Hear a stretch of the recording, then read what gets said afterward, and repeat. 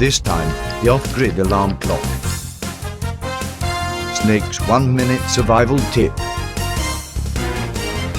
Just in case you need an alarm clock, here's how to make your own. The device consists of a horizontal beam, pivoted at the center, and 2 water bottles, suspended from the ends of the beam. A bite alarm, as used by fishermen, serves as a sound generator. A screw serves as a kind of valve to slowly drain water from the water bottle.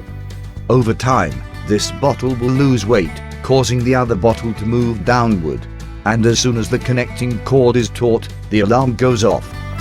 The alarm can be delayed for several hours with a 1.5-liter water bottle. However, in order to determine the alarm time, you have to do some trial and error. Well, that's it. Until next time.